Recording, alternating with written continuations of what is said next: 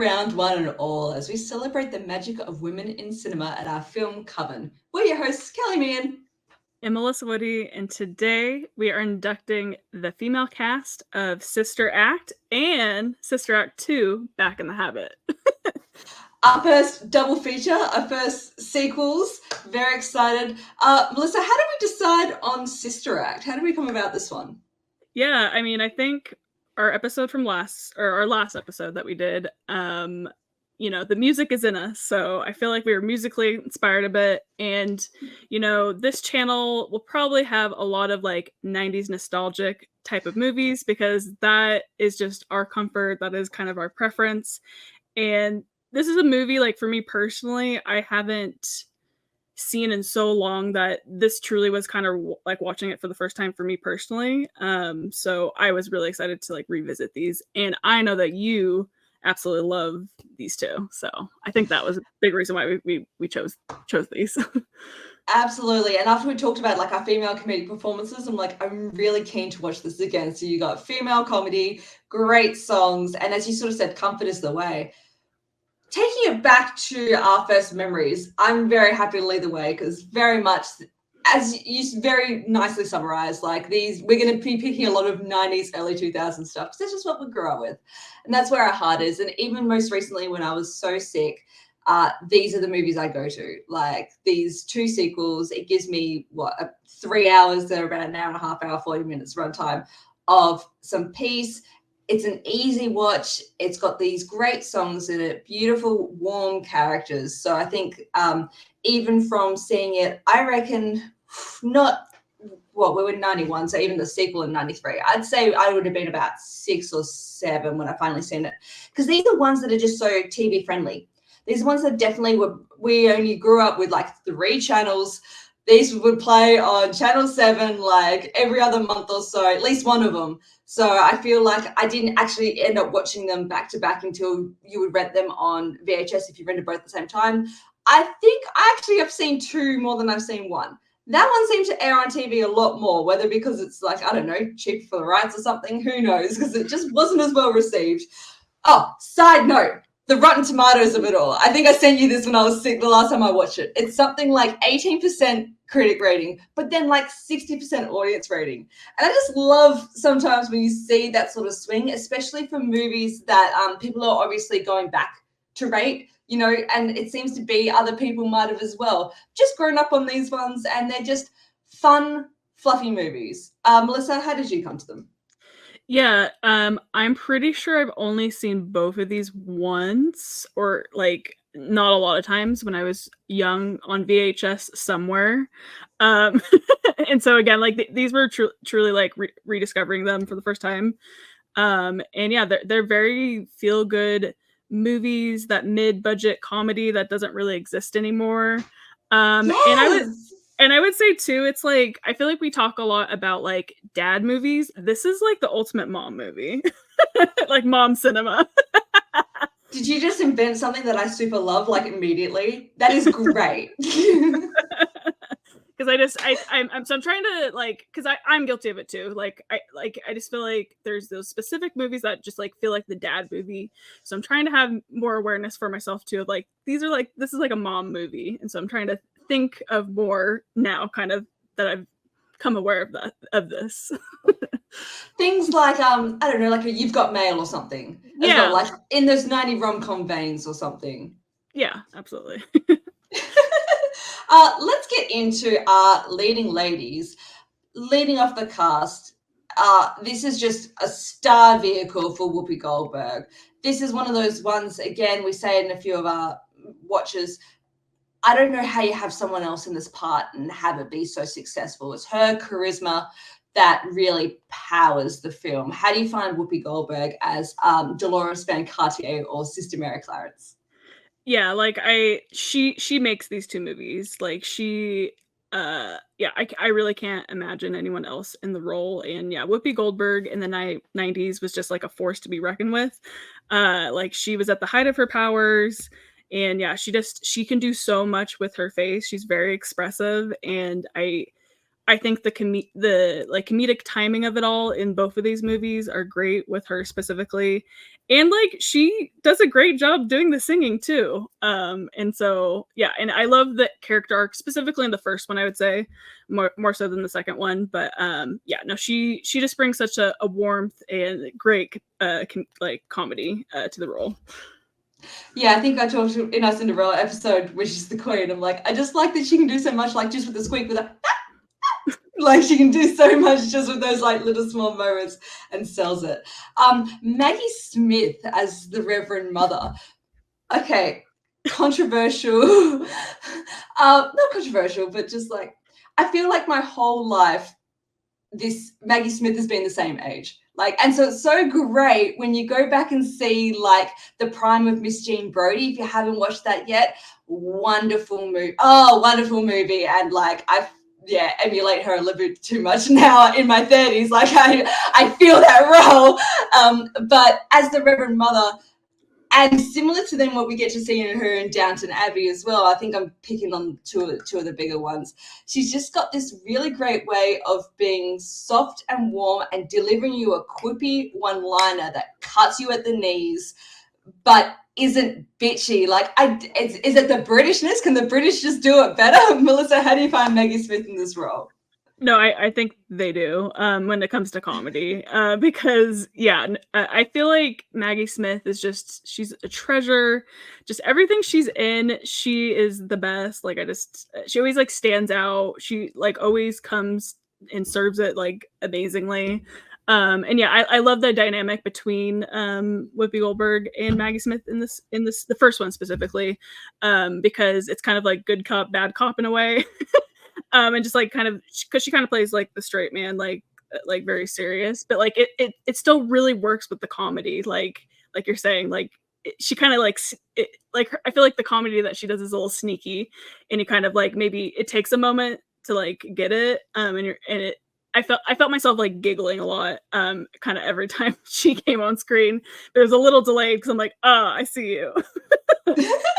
I love how you say, like, yeah, it's two people from different worlds trying to navigate and see each other's perspective. And that always works so well in film when you can come together and have an understanding and form that friendship. So I think it's beautiful. Someone that just makes me smile. Kathy and Jimmy, as Sister Mary Patrick, definitely the first thing I think I've ever seen her in.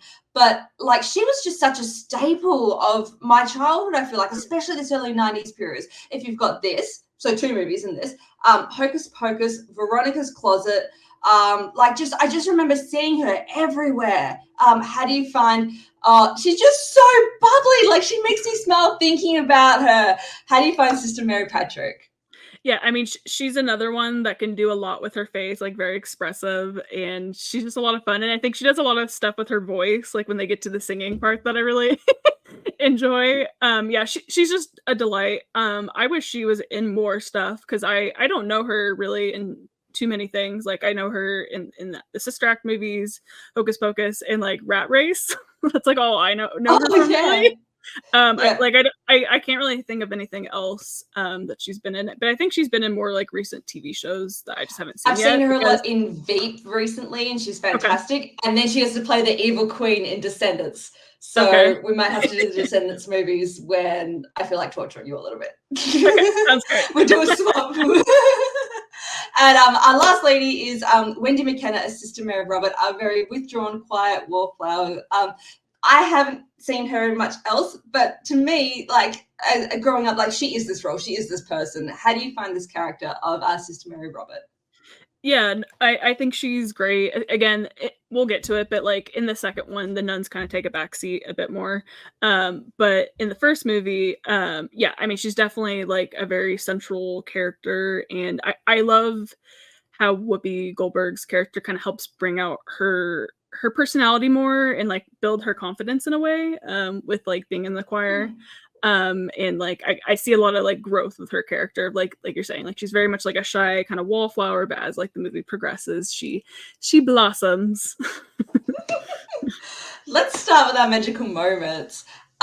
We start the first movie seeing Dolores in class. Now, you and I, very funnily enough, I was seeing this last night, I'm like, because we both went to Catholic schools.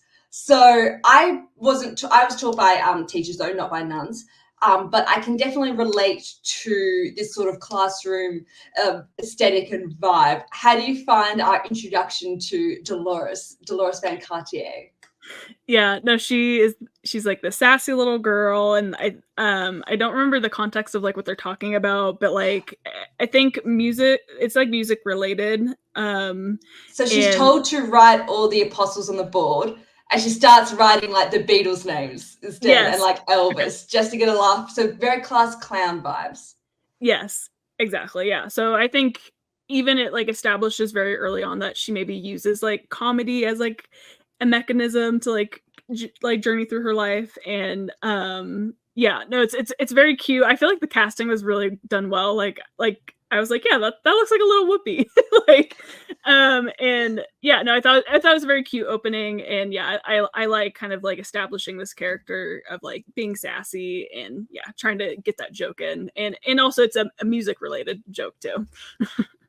Yeah, and then we transition straight to I think the teacher says like, you are going to go nowhere, you're going to fail, all those sorts of things. What do you want to be, or where do you want to go? She ends up in Reno on the stage in this trio of ladies. I love the glittery dresses. Oh, this is like a classic Whoopi Lock, the red dress and the big bouffant hair.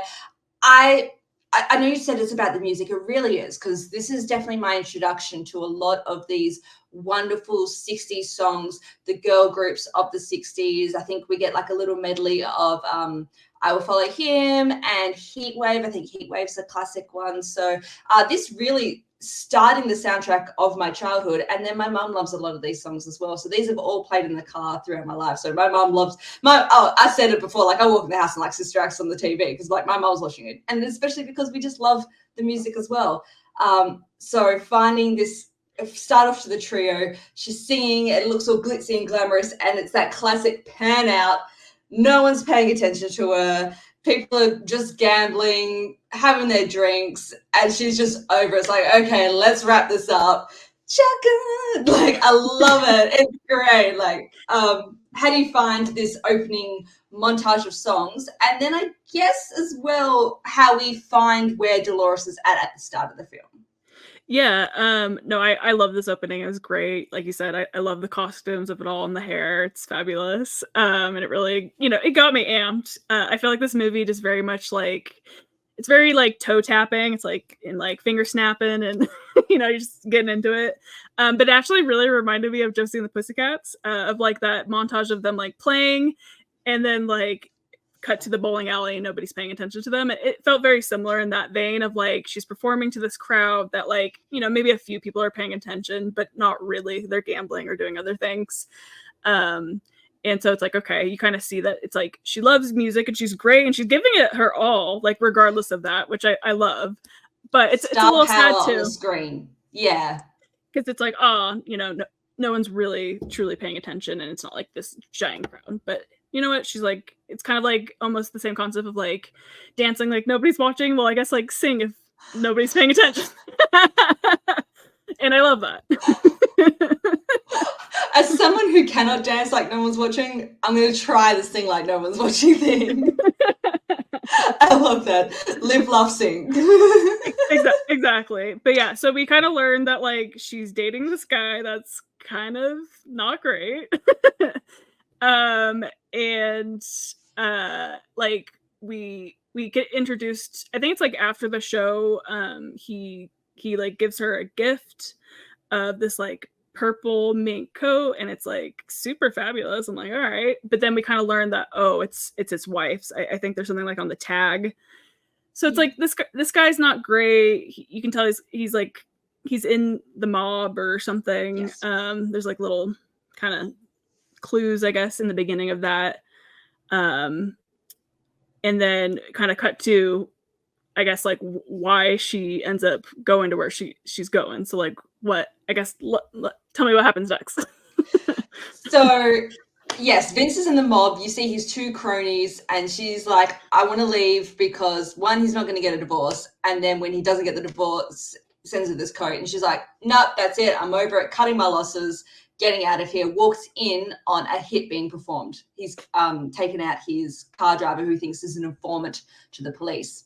So she runs out, gets to the cops who put her in witness protection program. And the cop, I love this cop. He's just like, I'm going to put you in the safest place ever. And when, like, such a good premise for a movie, because it is that really fish out of water experience, and something you wouldn't have really ever thought to see is this woman being put in witness protection to go into the nunnery. And that is where we meet with Maggie Smith, the Reverend Mother. It's just Maggie Smith. You know what I mean? Yeah, I do know what you mean. In Downton Abbey, it's always like I said, in Downton Abbey, I'm like, yeah, she's the Dowager Countess. Like, I'll put that respect on her. But anything else is like, it's Maggie Smith, and I love it. So Maggie Smith's like, absolutely not. But it's part of the ethos of the church. You know, you need to take in those less fortunate and those in need. So Dolores gets her outfit that she is to wear. Have it. Thank you. I'm like, there's a word, not picking it up. Gets her habit and is obviously like, no, get me out of here. Get me out of here as soon as possible. But the cop's like, look, this guy is serious. We're building a case. We'll get you out when we can. So the first thing she does is attend lunch with all the other sisters. And there's Sister Mary Patrick, Catherine and Jimmy, so bright and bubbly, and is in all good intentions offers Sister Mary Clarence, which is the name of Whoopi Goldberg's character now, to say grace. And I forget where it goes, but she starts with like, Our Father who art in heaven, hallowed be thy name. As I walk through the valley of the shadow of death. And just pulls all these different references together in that Whoopi style and delivers it.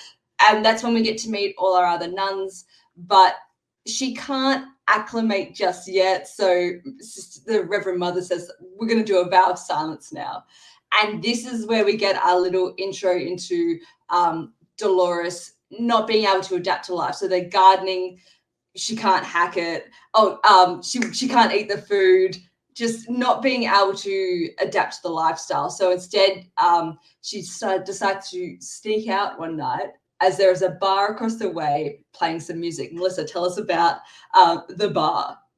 Yeah, I just want to say that the prayer scene, though, that might be my favorite, I think, scene. That's the one? Yeah, it might be. Like, it might be out of the whole franchise, too. Like, I just, it's so funny.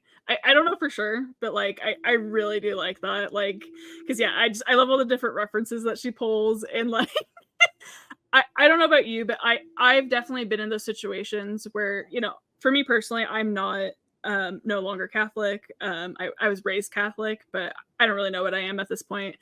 Still deciding. But I definitely have been in those situations where like I'm doing a prayer with people who are religious. And like I just can relate to that to a certain degree of like just like trying to. And you don't know what to say at the time, so you're just trying to pull anything out and make it sound profound and like you have meaning. Yes. So I just love it so much, and then of course it's hilarious. And I could never do a prayer like that, but I just had to say I just had to shout that one out. That like I love that scene so much. But yeah, so they. Dolores, going back to what you were actually asking me about, Dolores heads to the bar, and basically the other nuns are kind of like spying on her, and they also kind of meet her at the bar, and they have a good time. They dance and sing a little bit, and it's just nice to see. I think just them getting out of their comfort zone a little bit more, and also like. I mean, I'm not a nun. I don't know what the nun life is like, but like it seems like at this specific convent, like they're pretty like repressed with like doing a lot. It seems like they're just praying most of the time, and it seems like they want to do more, but maybe don't know how to voice that to Maggie Smith. And so I think they want to rebel a little bit. And like I don't know, it's a fun scene. Of them at the bar, and it's just like a funny concept of like seeing nuns at a bar. I think one guy is like, if this turns to a nun bar, I'm out of here. But I love Whoopi Goldberg and her her character of Sister Mary Clarence, like walks up to this guy, grabs him by the ears, like, take your feet off that stool. Like, I just love, she's just got that take no shit presence.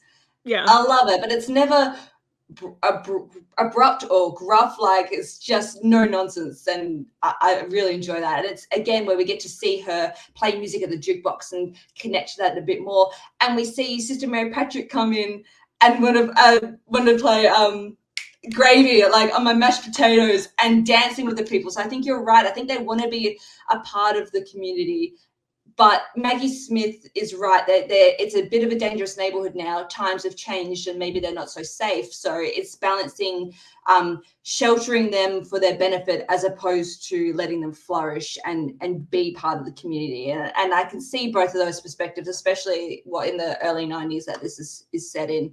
So, but I love Kathy Najimy dancing with that girl and doing like all the old school moves. And this girl's just like, what is going on here? But loving it. So you're getting that taste of people could be very receptive to them. And I think that might be one of the same girls who comes in later to see the nuns perform and be part of the community. I think. Anyway, they sneak back in. Who catches them? Maggie Smith. She's there. And again, that's where she gives that speech to Sister Mary Clarence about how times have changed and they don't feel so safe anymore. So as your punishment, you are going to help revamp the choir, as she has this musical background. So it's great to see taking people's strengths and letting them flourish with it. So Sister Mary Clarence walks into the scene with the choir and they start singing, and it is well, not to give too much away in the second movie, but it's nails on the chalkboard. It is rough going. They are not in harmony with one another.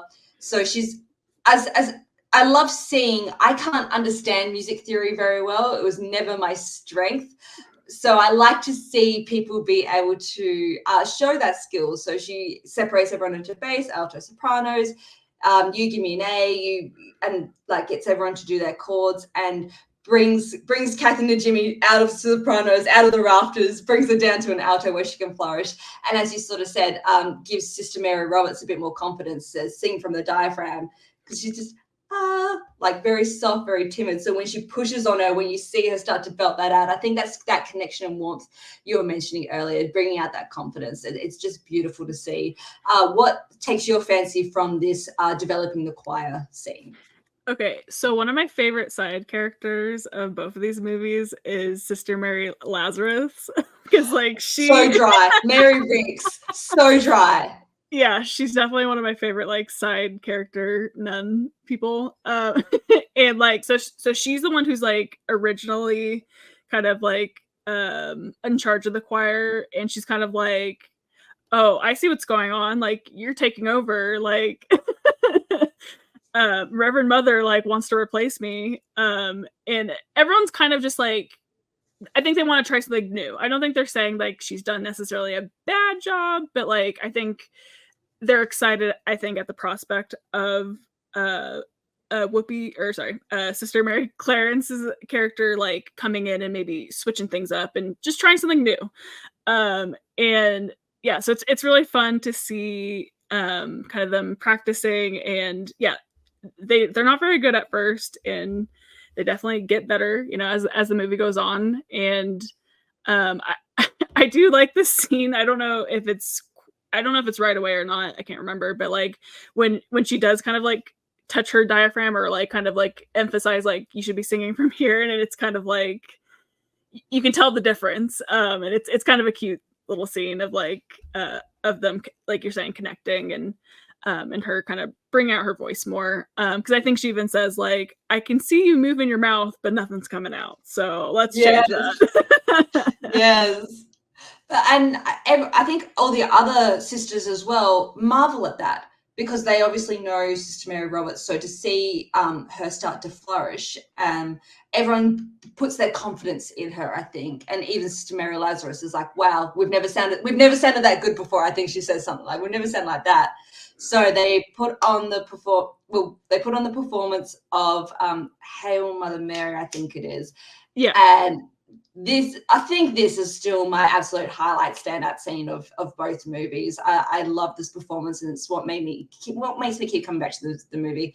Starts off this beautiful choir performance of this prayer, and then when that piano starts, Alma, put on your hearing aids. When Alma starts to kick it off with the piano and they jazz it up, and you get,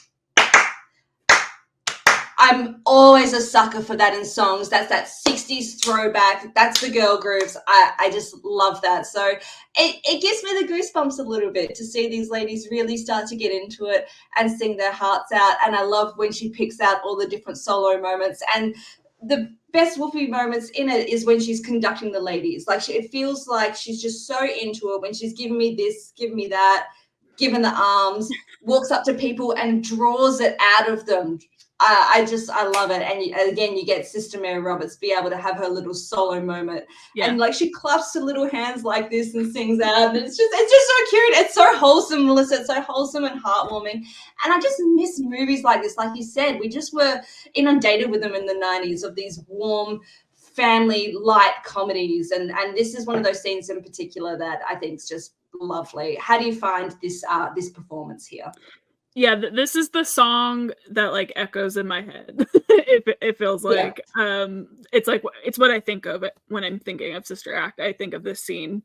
There's a lot of great performances, and I'm sure we'll kind of maybe get to that. But yeah, I think this is the Sister Act kind of performance. I think that kind of establishes the franchise. I don't know if it's a franchise yet, but with two. But did they do the Broadway version, or am I making that up? They did, didn't they? They did do a Broadway or musical rendition of this. I never saw it, but I did see that they had a musical version of the show, which that would be fun to see at some point if it ever comes back. Well, this music is leaking out into the streets, and we can see, especially youth, young people, people that would usually be harder to reach, responding to it and coming in. And you see the priest like, yes, come in. Because at first, when after the performance, Maggie Smith is pissed. Her face is pissed. Like, no. But the father says, look at what this music, this heavenly music, has brought people back to our church. Because when they're panning around at the start, there's not very many people in the congregation at that point in time. So having that music is drawing people in. So they want more of that. So they're able to then start going into the street, doing some community work. But the other great performance is, and what I think gives it that Whoopi stamp, is when they changed My Guy to My God. Yes, and have I love that performance. Yeah. Tell me what you like about this performance. I just think it's clever because the song still really works well, even though it's just changing like My God to My God. It is just, this is another one that I think of, I guess, when I'm thinking of these movies, and it definitely gets stuck in my head where I'm just like, with my God, like very snappy. Yeah, it's good vibes, like you're saying. Like again, these movies aren't like super, heavy or like deep, super deep, but like they're just fun and like wholesome, and they make you feel good, and the songs are fun, even though, like, again, I'm not even religious, and I think that's what a lot of people's reaction to it is from this movie. It's like the religion part is like maybe an aspect of it, but not really. Like it's just feel good. In Catholic school, did you have people like theatre troupes come through and do performances? Yes. Well, you just unlocked a memory that I forgot about. Yeah, so people would come through and you would get incursions or performances at your school. So that's what this reminds me of, where it's just that feel-goodery, and it introduces you to something you might not have. And especially at that beginning of this performance when they're talking about Hail girls, Hail Mary, and Sister Mary Clarence is being Mary Magdalene. They're talking about that's very much what it reminded me of on this most recent watch. You know how you say the snaps? For me, it's give me some like good shoulder action. It's not a man today. Like bit of this, bit of that. Yeah. It's great little, as I've said many times at this point, those little girl group moves that are just those signature flares almost that she's able to meld in with the performance. I think works so well. The nuns are then able to work in the community, but the problem is then they're getting a bit famous. They're drawing too many people in, and you see Sister Mary Clarence on the TV, and the cop's cooking breakfast, and he's just like, oh, hell no, because Vince's wife is like, come have a look at this, look at all this, what's happening, and she's trying to hide out. So we see that there's a bit of conflict there, and we're also finding out that there's a mole at the police department. So Dolores is starting to very much get in danger. How do you find this moment onwards where she ends up being kidnapped and taken back to Reno, and the nuns following her to Reno? Yeah, so she gets kidnapped, and I guess this is definitely where it's like, oh yeah, this movie is a little bit of like, I guess, a crime movie too, which I love. I kind of love that twist of like, this is like a comedy musical feel good movie, but also crime, which I love. I don't know if I'm fast forwarding too much, but like the scene that I really love when she's kidnapped is like she's like doing the prayer, and then she's like, yes. Amen. and then gets the two guys in their balls, and I'm just like, yes, love that. Another 90s staple, guys getting hit in the crotch with things. Like, I don't know, I feel like that was just the comedy of our era. Not that was the peak comedy. Yes, so the nuns, so Vince's cronies come and kidnap her, take her back to Reno with Sister Mary Patrick. The other thing I noticed as well is the tuck and roll out the car. I feel like that was a 90s staple as well. Like, if you didn't know to tuck and roll and out of a movie vehicle, like it happened every other movie. The nuns follow them there. They use their powers of persuasion to charter a flight over. And this is another thing I love as well, as you sort of said. So Dolores, bam, runs out, meets up with the nuns when they're all scattered all over the casino. Yes. I don't know why that cracks me up. It's like a Where's Wally? That's what it gives me, a Where's Waldo for the Americans. Sorry. And it just provides some of those good comedic moments of Vince and his goons interacting with the nuns. And it's like, hey, sweetheart, and it's Sister Mary Lazarus when she turns around. Or you just see the nuns like playing the slots like cheekily as they're trying to run away. But one of the things is that they weren't able to take out Sister Dolores because they're like, she's wearing a nun, and the Vince is like, what are you talking about? It's Dolores. And I love this little moment where Maggie Smith steps up and is like, no, for all intents and purposes, she is a nun. This is Sister Mary Clarence of our order. And it's that nice final thread, final through line of it all, that of feeling accepted and feeling as one. I think it's gorgeous. And then the cop comes, saves the day. We wrap up with a performance with the Pope. How do you find this ending performance?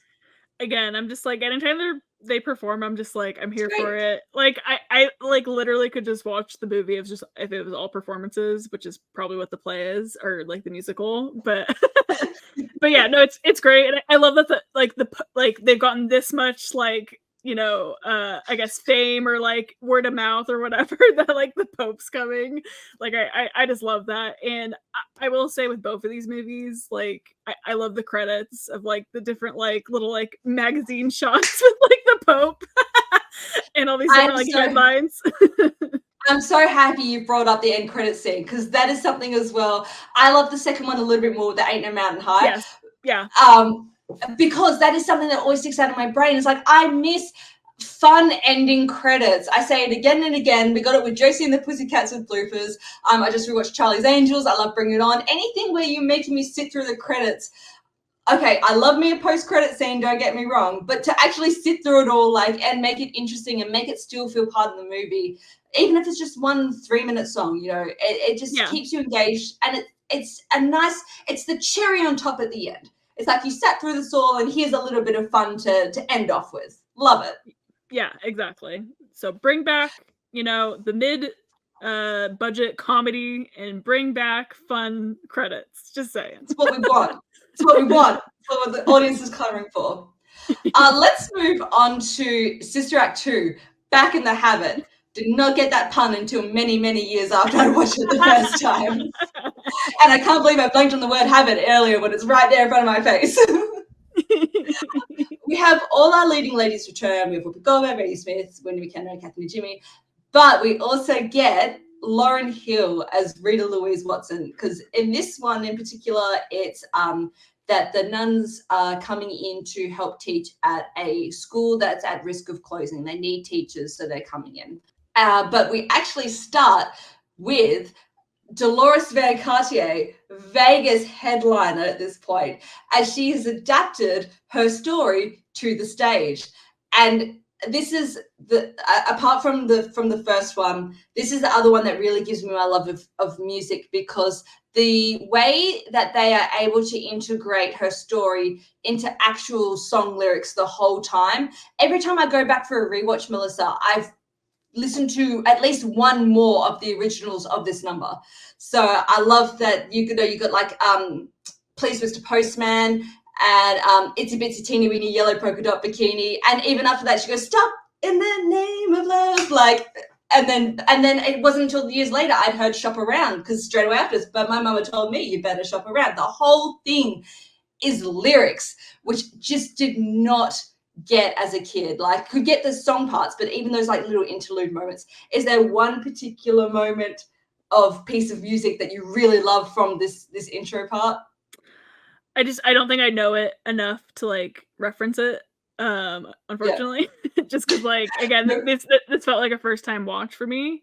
But like, yeah, this opening again, it's like big hair, great outfits, like the glitz Costume and the glam changes, of it all. multiple people on stage, backup singers, and then they reprise My God, you know, because that's obviously one of the bigger parts of the first film, and they put her in a habit and they make her the flying nun, very Sally Field, floating around on the stage. We Are Family kicks in, and she's like, hey, these are two of my friends here in the audience, and Sister Mary Patrick and Sister Mary Roberts are there to see her, to ask her afterwards backstage to come work at the school as the music teacher. So we go to this high school and we're introduced to the music class. Melissa, tell us about the music class.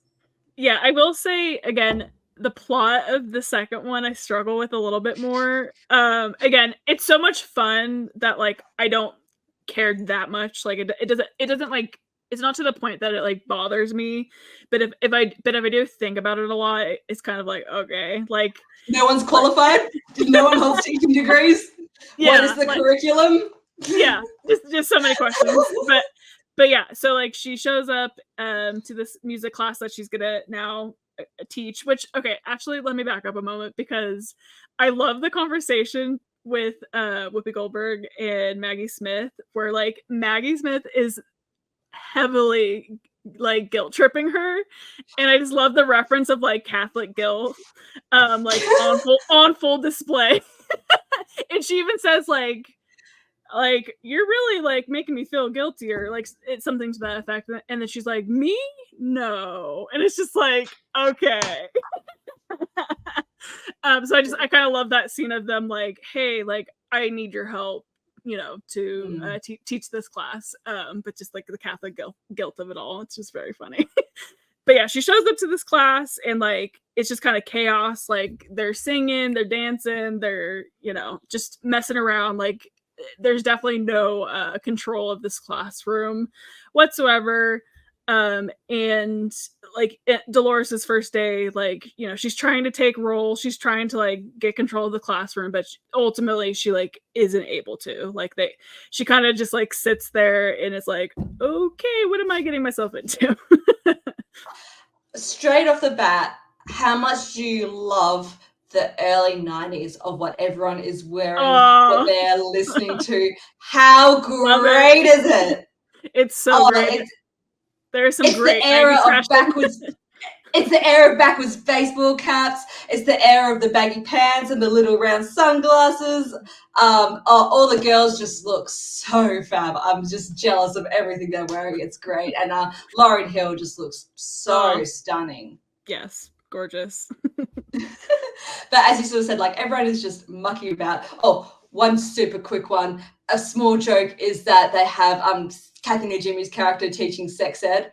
And it's and then one of the students is like, what do you know? She's like, you don't have to bite the donut to know it tastes good. To know it's sweet, I think is what she says. Because I thought that was hilarious too. I loved that little joke.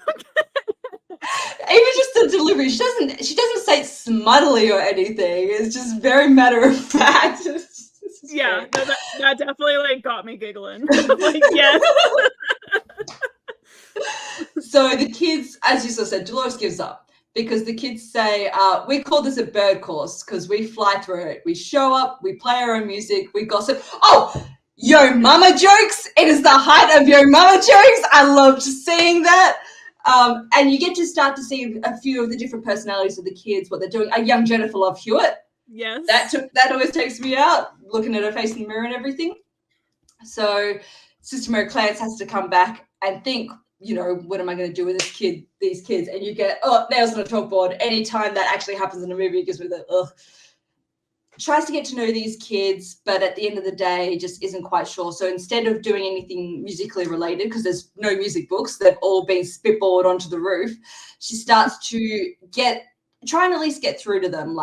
So there's this mantra that starts being spoken. If you want to be somebody, if you want to go somewhere, you better wake up and pay attention.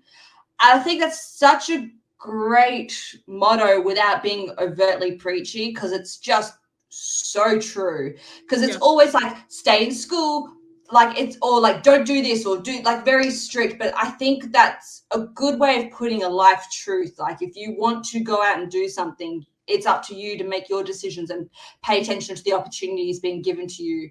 I just think it's a good way of going about it. And I love that after again and again saying this, that some of the girls are like, can we liven this up a bit? And they sing it back to her. And she's just so bewildered, like, oh my goodness, you didn't tell me you guys could sing. And the girls are like, well, this is the music class. So that gives her the idea of, again, working her magic and going to make everyone a choir. How do you find these sorts of scenes of getting to see these kids in the schoolyard becoming a choir, this type of moment? Yeah, like, again, I love the 90s fashion of it all, like, so much fun. Yeah, like, I will say the character development, like just comparing the two really quick of, like, how we, like, get to know the different, sisters in the first movie, which, again, in the second one, they kind of take a back seat. They're here and there, but they're definitely not, like, the focal point of the film. It's definitely more of these kids. Like, I feel like we don't get to know them as much as I would have liked. I think that's like one of my criticisms is like, I just wish we got a little bit more of like those little moments, which I feel like we got with the first film with the sisters, like Sister Lazarus, having her little like sass moments or whatever. And like, who is the sister that played the piano? Sister Alma. Like, I don't know. I just felt like I got to know them a little bit more, even if it wasn't like that much, versus like, I just feel like with the kids of it all, like, I didn't get to know them as much as I would have liked. But for what I got, it was still fun. Also, another person that was really fun to see, and I had to look up her name, Alana Eubank. Okay, I was just thinking that in my brain. I'm like, if this was Brina, I need to. Okay, where do you know her from? Well, Legally Blonde, of course. Yeah. And then also she was more recently on Euphoria. She was the mom. But those are like the two things that at least come to mind. I'm sure there's maybe something else that you're thinking of. Well, when I was just sick, like, I had a weird trilogy with her because I had this one, I had Legally Blonde, the Brady Bunch movie. Oh. Yes. Which I don't know if we can ever do one day, but oh my goodness, do I love that so much. I'm pretty sure she's the voice of Mama Imelda in Coco, the grandma matriarch. So that's recent. And then she's Roxy from It's Always Sunny. Oh yes, of course. She's, and that's just like one of those classic one-off It's Always Sunny characters, like, that gets quoted very frequently. She's got great delivery. So it's when she pops up, and when I was watching all these movies, I'm like, love that for her. Exactly. I was like, oh, I had no idea she was in this movie. This is fun. So we're getting to see. But now they're going to be a choir. So we get to see, again, that she needs to sort out where everyone is, and we get to hear a bit more of the kids. But our character of Rita, Lauren Hill, isn't having it. She's very, no, who are you to come in here and tell us what to do? Everyone else is going to stand up with me, aren't they, to walk out? And the whole rest of the class is no, I need a pass, I need this grade. And I love the way Whoopi delivers the line of like, it's lonely out there on that ledge, isn't it, Miss Wilson? It's like, oh, that is feels like when you're talking to teenagers and they're all like, this is the way it's going to be, and it's just not the truth. And from someone who knows better, that was a bit rough to see. So we see her sort of looking around at everyone starting to be together and wanting to be a part of it, but not getting the opportunity to. We see also that they're going to start doing the music room up, and this movie's filled with like just cute montages. Yes. You know la, what I mean? La, la, la, la. Da, da, da, da, da. Yeah. I was like, the la la la montage?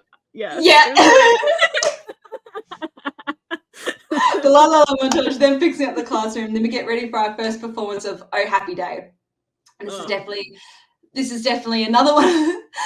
There's like 3 or 4 just when they're doing the choir performances, as you sort of said, they really are the heart of the film. They are those key scenes. I forget the young man's name who sings it. I don't know if he acted very much outside of this, but he has a very beautiful voice who does the lead vocal, who does the solos on Oh Happy Day. And to see him be so shy and trembling and to come out and come into his power, I think this is a beautiful song. Are you looking that information up for me so lovingly? Yes. The actor's name is Ryan Toby, who plays Wesley or Amal. Thank you. Yeah, he was definitely a highlight for me in this movie. Like, he's just so cute. He's almost a little bit like the Sister Mary Robert of it all, a little bit, because he's kind of a little bit more shy and like reserved and kind of goes with the crowd, but then he kind of like has his voice become more present, and like I see like him blossoming like throughout the movie for sure. But yeah, in this particular song, oh man, when he hits that high note, it is like such a moment, and it's incredible. Like so it's like an argument, I would say, of like this could be the best performance just because of like that part alone. It's just like it's so good. And you're right. It's even just seeing the kids gain their confidence, because at the start, it's not cool to sing in front of your friends in high school, and they're a bit like, what are we doing here? And maybe there's some of the kids like that are in this class because they're maybe not flourishing outside in the school or just have some street cred. So to do this type of performance could be seen as lame. So they're just very like, a happy day, like very robotic and sad. But then when the La La La Sister Mary, anytime we're seeing her conduct just brings me so much joy. As we sort of said, she's able to see it and bring it out of people. So da da da da da da da da, run the scales. And then again, when you get, anytime you start to get some clapping and movement, just feels the warmth. Feels the warmth, Melissa. Yes, it does. So, especially after this high note, the choir scene is successful.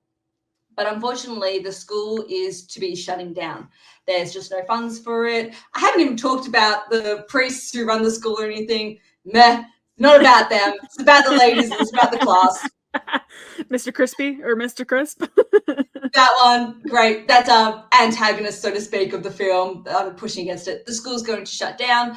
But when they're cleaning up, Sister Mary Roberts, Sister Mary Patrick, Sister Mary Lazarus see that the school used to win awards for choir. So why not enter them into the talent show and try and bring some prestige and a bit of money back to the school? So we do a fundraiser, which I think is really fun. Again, classic 60s, getting dancing in the street. I'm not going to acknowledge the Bowie Jagger version. No, we're talking like the classic version. And I think James Brown as well, I think, is thrown in there. How do you find this fundraising part?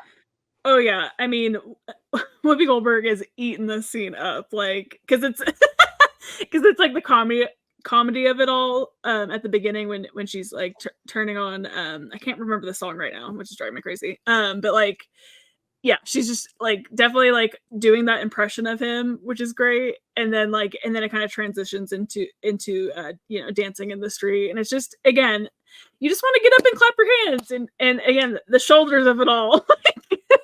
All of these songs just like, I feel like very much promote like some movement and happiness and warmth, like you said. I think that's why these are just my sick day movies on repeat. It's just they're easy and they just bring you that bit of joy, you know, when you're feeling blue. It does. It makes you a bit of this and forget about whatever's going on, like blocked nose or whatever. Like I can just put myself in the movies and have a good time. Yeah, and this is a scene that we actually get to see the nuns again, kind of all coming back and performing together. Because again, we don't see them as much in this movie. Like they're kind of here and there, but like again, we get a performance both all of them together. Kind of here's the gang again, performing and saving the school. Or trying to save the school. So they make the money, they're going to go away. Lauryn Hill's Rita's been able to come back into the fold at this point. She does this performance of His Eyes on the Sparrow in the middle of it as well, which I think is really beautiful. That's one of those, we get a lot of these big choir performances, but we don't get a lot of these like tender, soft performances. And it really shows off her vocal chops. And it's just, I love that they included that beautiful soft moment in there. Yeah, I mean Lauryn Hill has one of the best voices like ever. Like she, oh my gosh, yeah, we'll get to it, but like gorgeous. Like I wish we got a little bit more development from it all. But man, when she sings, I am here for it. I'm just like, I could listen to this all day. We get a small bit of development because it turns out that her mum won't sign the consent form to go. Her mum, Sheryl Lee Ralph, dream girl legend herself, and I'm so happy to see her. If you haven't watched Abbott Elementary, she shines in that, like so good. But she's like, no, your father thought the world is built on shoulda, coulda, wouldas and things like that. Your father thought he could go out and make it and didn't. So that's why we see that she's not so much endorsing Rita's natural gifts to sing and be a singer. She's like, no, be practical. And I think that is why maybe we saw a bit of that conflict with Rita's Sister Mary Clarence, because it's very mirroring maybe what we see at home, where like if you want to be somebody who goes somewhere, like make something of yourself. Just two different approaches to it all.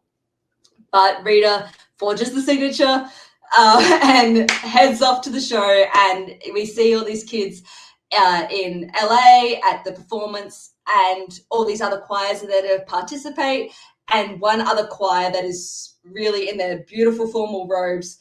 They're singing this choir singing Joyful, Joyful, which is the song that they're going to perform. So we see the quick pivot. Sister Mary Clarence says, take off your robes, go out and perform in just your street clothes. And I love this performance of Joyful, Joyful at the end as well. It starts with Lauryn Hill just on stage, and someone behind her interpreting in sign language as well. Just the three performers on stage with the piano.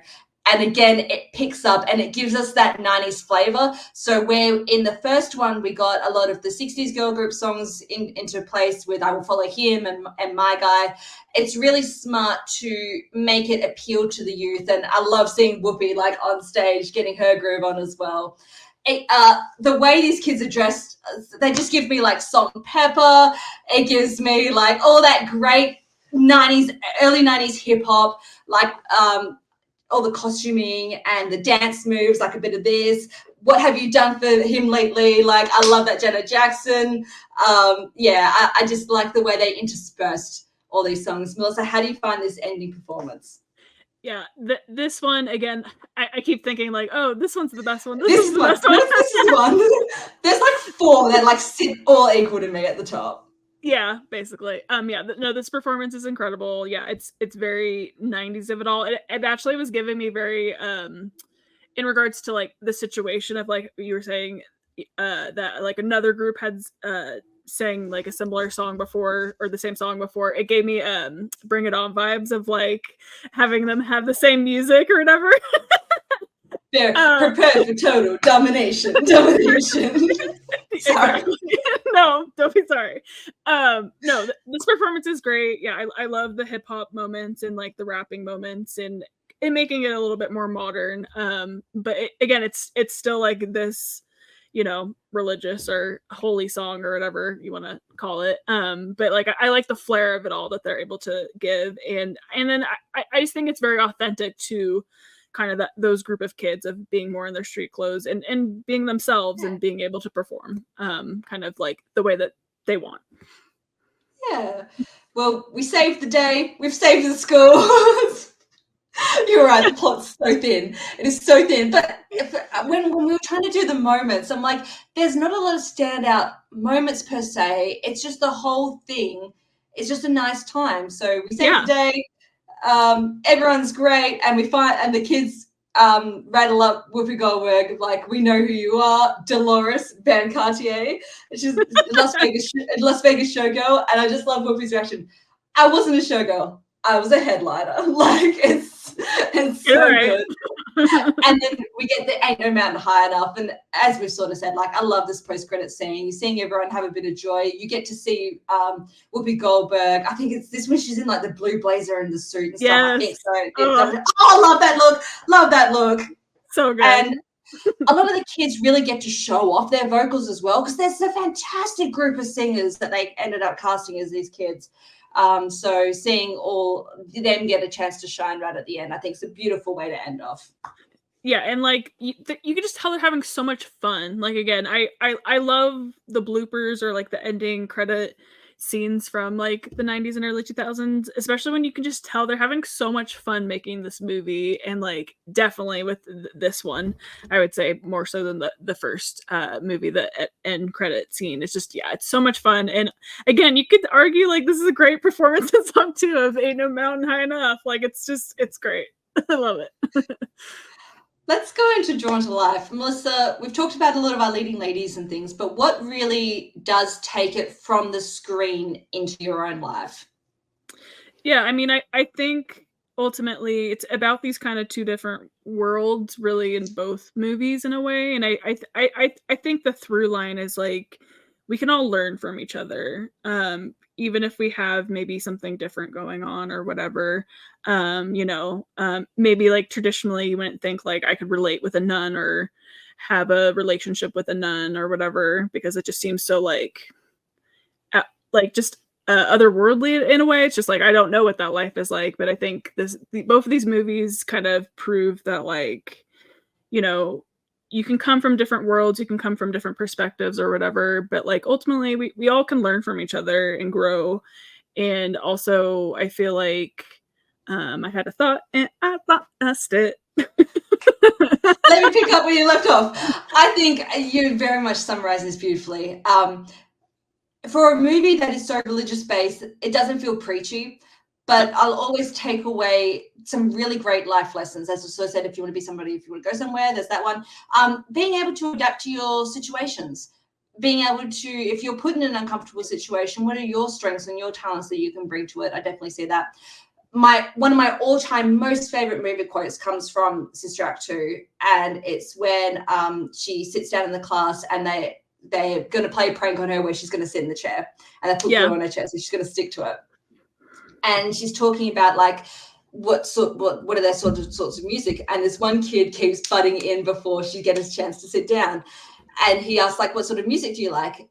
And this is the way I've always thought of myself as well. Sis Mary Clarence set the precedent in my young mind about this. She said, I'm what you call eclectic. That means I like all different types of music. Rap, opera, hip-hop, I like it all, but my favorite music is the girl groups of the 50s and 60s. I like Patti LaBelle and the Bluebells, and I love Diana Ross and the Supremes. I like that introduced me to the word eclectic, and that's just always how I've thought of my own music taste as well. I really like a little bit of everything. There's just a few genres then that I'll deep dive in a little bit more, but I just love her openness about it, and as you sort of have said the whole way through, her passion and love for music is just so infectious and really does jump off the screen and into you. I'm humming the stuff as well, like afterwards. I can't sing, I keep attempting to sing on this show, which is just awful, but you're right, like a lot of those runs and a lot of those hooks and melodies get stuck in my head. Yeah, no, absolutely. And I can relate to that as well, because I definitely have an eclectic music taste, and it's very chaotic how much I listen to my like Spotify on shuffle, and I'm just like, this is dangerous, because you never know what's gonna happen, and I embarrass myself constantly with my husband, but I just embrace that, because I can very much relate with that. I like a little bit of everything when it comes to music, so I do the same, like when I'm driving, and like I just call. I'm one of those people. I'm just like, my whole phone is Siri. So like if I'm like speaking, I don't have heads free and stuff like that. So I'm just like, hey Siri, play Kelly's mix on Spotify.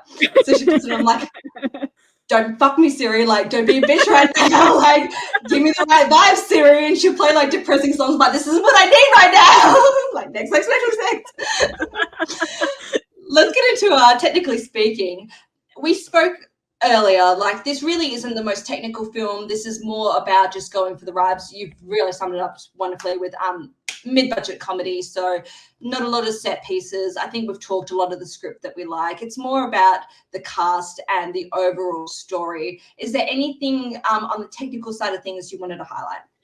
I just wanted to bring up a fun fact that I found out. For the first movie, Carrie Fisher was one of the uncredited screenwriters, and I just love that, and also Nancy Meyers as well. So like, I think I can almost see that, and I almost want to rewatch with that in mind. And I just love that.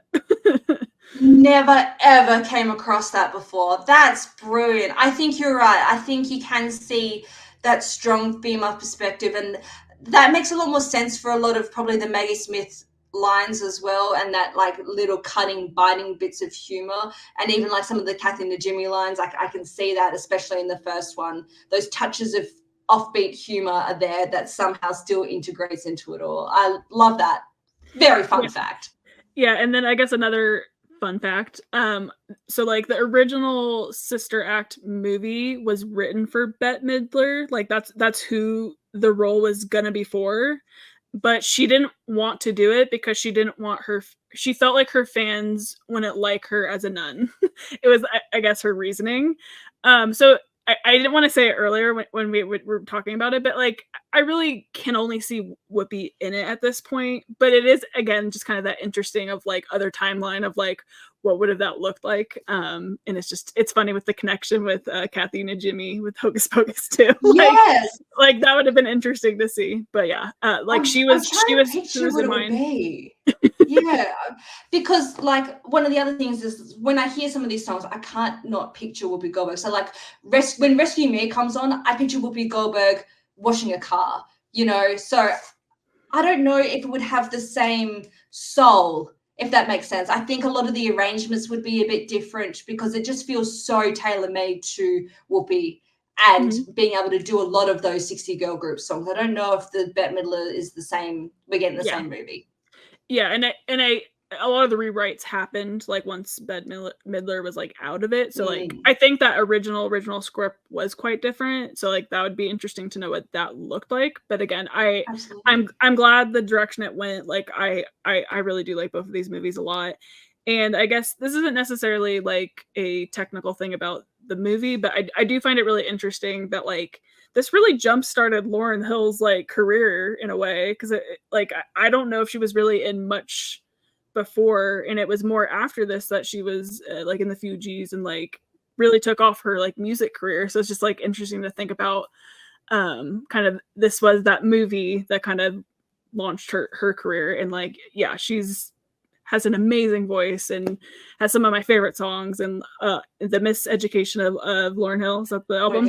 Yes. Yeah. Like, beautiful. So love good. It. Well, that's going to wrap up our episodes on the Sister Act movies. I guess if you haven't seen them in a while and you're looking for something fun and light to watch, I would give it a rewatch. I think the humor comes through and the music's just so enjoyable. I think it's just a good time all around.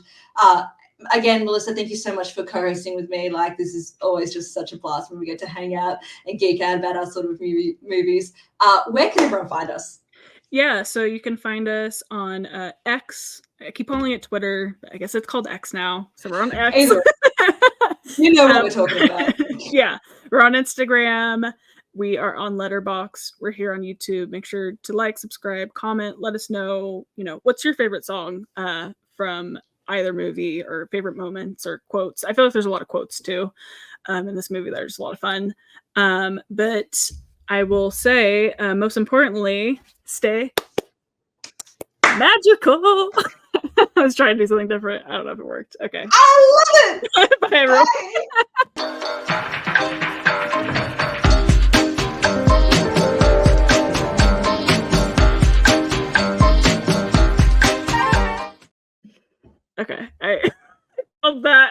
had it in my mind, and then I was just like, yeah, that didn't really work. But it's so funny. You double clapped, and then I double clapped. That's gonna be that's white girl rhythm right there.